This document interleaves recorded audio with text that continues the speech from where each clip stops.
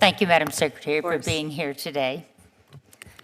I represent Mississippi, and Yes, ma'am. our state is experiencing strong economic momentum with record-breaking capital investment and job creation. However, our labor force participation rates remains one of the lowest in the nation. We face challenges such as being predominantly rural, high poverty rates, and several other barriers as well. This complicates reliable data collection, especially when it's not sourced from trusted state-level partners. We've also seen growing concerns with studies from the Bureau of Labor Statistics, particularly as surveys response rates do continue to decline. Do you believe states should play a larger role in collecting labor market data to ensure more accurate information to support policymaking to help out-of-work Americans get jobs? Well, thank you for the question, and it's so nice to have visited with you, and thank you for being here today. As far Bureau of Labor Statistics is independent of the Department of Labor and will continue to be. That's an important, the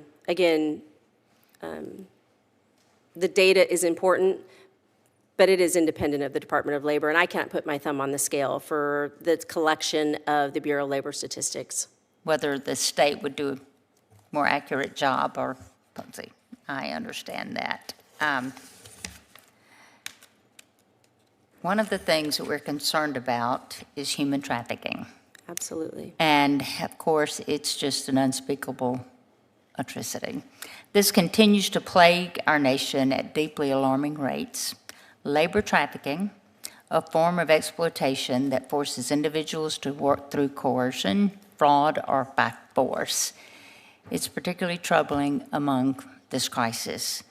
It's happening in every state, and it's something we must confront head-on.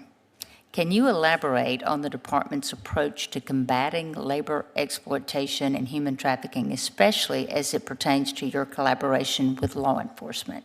Yeah, thank you again for that. Combating, the exploitation of any child should be not tolerated by anyone, any company, any business, anyone in the federal government. So that is a number one goal for the Department of Labor, is to combat child labor, child trafficking, human trafficking.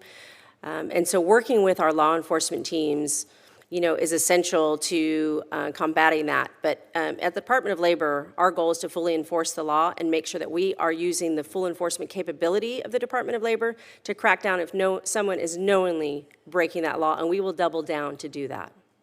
And how are staff at the department being provided with training and support to enhance the identification of potential trafficking situations? What's your training program like?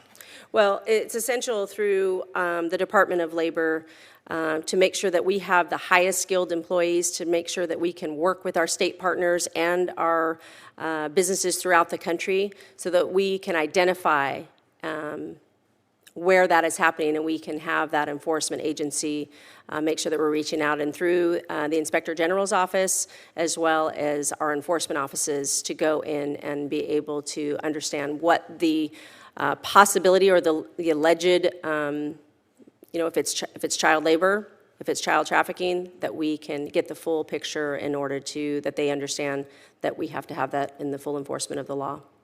So you're comfortable with the training practices you have in place now? Well, it's essential that we make sure that the enforcement capabilities of the Department of Labor is unique to this agency, that we have the full enforcement through our Inspector Generals and our agents on the ground.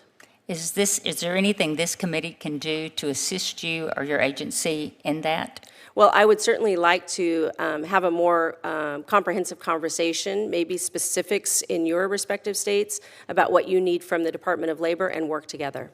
Great. Thank you very much. And I also, as with Senator Collins, I'm concerned about the Job Corps Center's locations in Mississippi closing.